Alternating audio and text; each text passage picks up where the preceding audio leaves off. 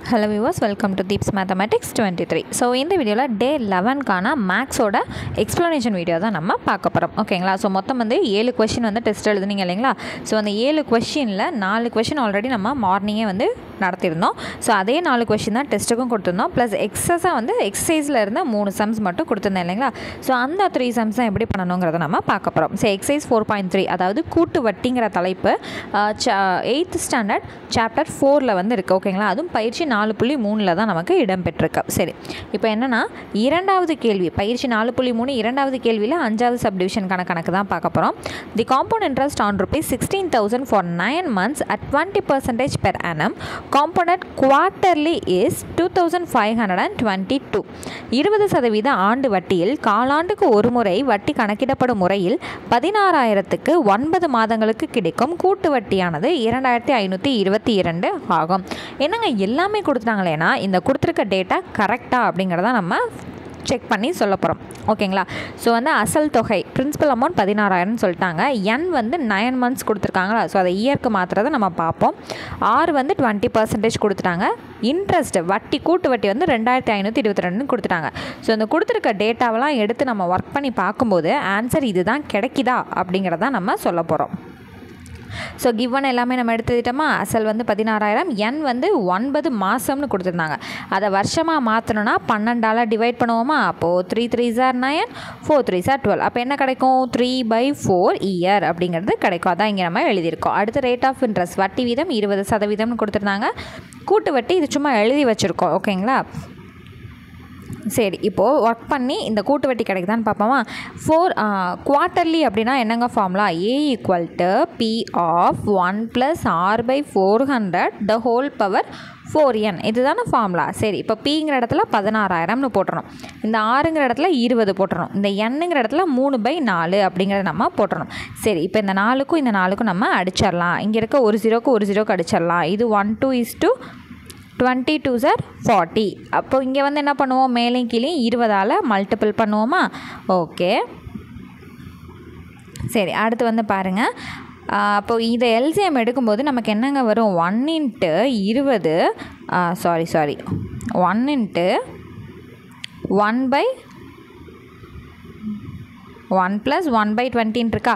இதுக்கு எல்சிஎம் எடுக்கும்போது இந்த இடம் 20 மாறி இருக்கும். அப்போ 20 + 1 21 வந்து மாறுமா? ஸோ மேலேயும் கீழே 20ஆல் மல்டிபிள் பண்ணி எல்சிஎமோட ஆட் பண்ணும்போது நமக்கு ஃபைனல் ஆன்சர் என்ன கிடைக்கும்? இதுக்கு 21/20ன்னு கிடைக்கும். இங்கே ஹோல் கியூப் இருக்கா? அப்போ அந்த 21/20 3 தடவை விரிச்சு எழுதலாமா? ஸோ அதுதான் பண்ணியிருக்கோம். இங்கே இருக்க 3 zeros இங்கே இருக்க 3 zeros அடிச்சாச்சு.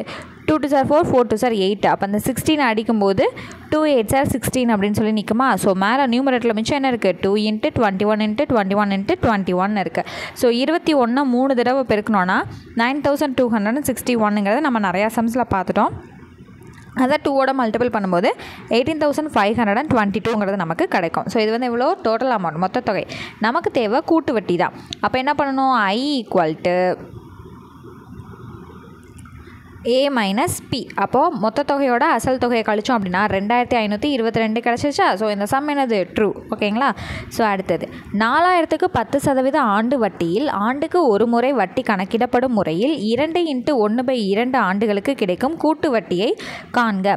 Find the compound interest for 2 × 1/2 years on 4,000 at 10% per annum if the interest is compounded yearly. So compounded yearly ஆண்டுக்கு ஒரு முறை அப்படிங்கிறத கொடுத்துட்டு நம்மளோட வருஷம் இந்த மாதிரி மிக்சட் ஃப்ராக்ஷனில் வந்துச்சுன்னா நான் ஒரு ஃபார்முலா சொல்லி கொடுத்தேன்னா என்ன formula? A = P × 1 + R/100 the whole power A × 1 + B/C × R/100ன்னு சொல்லி கொடுத்தேன்னா ஸோ இந்த 2 1/2ங்கிறதுல இந்த 2 ஏங்கிற இடத்துல சப்ஸ்டியூட் பண்ணணும். 1/2ங்கிறத B/Cன்னு சொல்லி நம்ம சப்ஸ்டியூட் பண்ணணும். மற்றபடி RP எல்லாமே ஒரே மாதிரி தான் நம்ம எடுப்போம்னு சொல்லியிருக்கேன்னா. ஓகேங்க. அப்போ அசல் தொகை என்னது? 4,000. அப்போ 1 + ஆறுக்கு பதிலாக 10% அதை இங்கே போட்டுருங்க. டிவைடட் பை 100 இருக்குது. ஹோல் பவர் ஏக்கு பதிலாக என்ன போடணும்? இந்த 2 போடணும். அடுத்தது 1 + B/Cக்கு பதிலாக என்ன போட போகிறோம்? 1/2 இன்ட்டு ஆறுங்கிற இடத்துல 10 போடுவோம். டிவைடட் பை 100ன்னு இருக்கா? இதை வந்து முடிஞ்ச அளவுக்கு நம்ம அடிச்சு கொடுப்போமா? ஸோ ஃபஸ்ட்டு டேர்மில் பார்த்திங்கன்னா 10/100 இருக்கா? இங்கே வந்து 0 நம்ம அடிச்சிட்டோம். ஸோ இங்கே 1 2 5 2s are 10 அடித்தோம். இது 1 5 is 5, 25s are 100 அடிச்சாச்சு. ஸோ மிச்சம் நம்மக்கிட்ட என்னென்ன இருக்குது பாருங்கள்? 4,000 இன்ட்டு ஸோ இந்த ஃபஸ்ட்டு டேர்முக்கு எல்சிஎம் எடுக்கிறோம் அப்படின்னா 11/10 வரும். இங்கே ஹோல் ஸ்கொயர் இருக்கனால 2 தடவை நம்ம என்ன பண்ணியிருக்கோம், விரிச்சு எழுதியிருக்கோம். ஸோ இங்கே வந்து பார்க்குறீங்க அப்படின்னா இங்கே 1/1 இருக்குது, இங்கே 1/20 இருக்குது. அப்போ என்ன வரும், 21/20 கிடைக்குமா? ஸோ எழுதியாச்சு. ஸோ இப்போ என்ன பண்ணுறோம் அப்படின்னா இங்கே இருக்க 2 0க்கும் இங்கே இருக்க 2 0க்கும் அடித்தாச்சு, இங்கே இருக்க 0க்கும் இங்கே இருக்க 0க்கும் நம்ம அடித்தாச்சு. அடுத்து இங்கே 1 2 2 2s are 4. ஸோ மிச்சம் நியூமரேட்டரில் நம்மள்ட்ட என்ன இருக்குது, 2 × 11 × 11 × 21 இருக்குது. அந்த 11 பெருக்கணும்னா 121. இப்போ இந்த 121 21 பெருக்குனா 2541. இதையும் 2 பெருக்கணும்னா 5082. ஸோ நமக்கு கூட்டு வட்டி தான் வேணும். இப்போ மொத்த தொகையிலேருந்து அசல் தொகையை கழிக்கணும். அப்போ 5082லேருந்து 4000 கழிச்சா ஆன்சர் 1082. ஓகேங்களா? இன்றைக்கான 3வது கணக்கு பாருங்கள். Find the compound interest on 15,000 rupees for 3 years if the rates of interest are 15%, 20% and 25% for the 1, 2, 3 respectively. 1, 2 மற்றும் 3 ஆண்டுகளுக்கான வட்டி வீதங்கள் முறையே 15%, 20% மற்றும் 25% எனில் 15,000க்கு 3 ஆண்டுகளுக்கு கிடைக்கும் வட்டி. ஸோ இந்த மாதிரி மல்டிபிள் ஆஃப் இன்ட்ரெஸ்ட் கொடுத்துட்டாங்க, ரேட் ஆஃப் இன்ட்ரெஸ்ட் கொடுத்துட்டாலே என்ன ஃபார்முலா யூஸ் பண்ணணும்னு சொல்லியிருக்கேன், A P of 1 plus A/100 into 1 plus B/100 into 1 plus C/100. இந்த ஃபார்முலா யூஸ் பண்ணணும்னு சொல்லியிருக்கேன்னா, ஸோ பிங்கிற இடத்துல அசல் தொகை போட்டுக்கணும். அந்த 3 இன்ட்ரெஸ்ட் இருக்குது இல்லைங்களா, ரேட் ஆஃப் இன்ட்ரெஸ்ட் இருக்கு இல்லையா, ஒரு இதை ஏல போடணும், இன்னொரு இதை பியில் போடணும், இன்னொரு இதை சியில் வந்து சப்ஸ்டியூட் பண்ணணும். அவ்வளோதான். புரிஞ்சா? சரி, இப்போ சப்ஸ்டியூட் பண்ணிடலாமா? அப்போ A அசல் தொகை 15,000 கொடுத்துருந்தாங்களா? ஸோ முதல் இன்ட்ரெஸ்ட் என்ன கொடுத்துருந்தாங்க, ரேட் ஆஃப் இன்ட்ரெஸ்ட் 15% கொடுத்துருந்தாங்களா? அப்போ Aக்கு பதிலாக 15, அடுத்து 20 கொடுத்தாங்களா? Bக்கு பதிலாக 20, அடுத்து Cக்கு பதிலாக 25. ஸோ எல்லாத்தையும் என்ன பண்ணியாச்சு, சப்ஸ்டியூட் பண்ணியாச்சு. இப்போ என்ன பண்ணலாம், எல்சிஎம் எடுக்கலாமா? ஸோ இங்கே என்ன வரும், மேலே கீழே 100ஆல் மல்டிபிள் பண்ணோன்னா 100 + 15ங்கிறது அடுத்த ஸ்டெப்பில் 115/100 வரும். இங்கே 120/100 வரும். இது 125/100 வருமா? ஓகே. இப்போ என்ன பண்ணலாம், இங்கே 3 0 இருக்குது, இந்த 3 0க்கும் இங்கே வரைக்கும் நம்ம அடிச்சிடலாம். ஓகேவா? அடுத்து இந்த 0க்கும் இந்த 0க்கும் நம்ம அடிக்கிறோம். அடுத்து என்ன பண்ணுறோன்னா 5 × 25 125, இங்கே 4 × 25 100ன்னு எடுக்கிறோம். அடுத்து 1 4 is 4, 3 4s are 12ன்னு இங்கே மாற்றுறோம். ஓகேங்களா?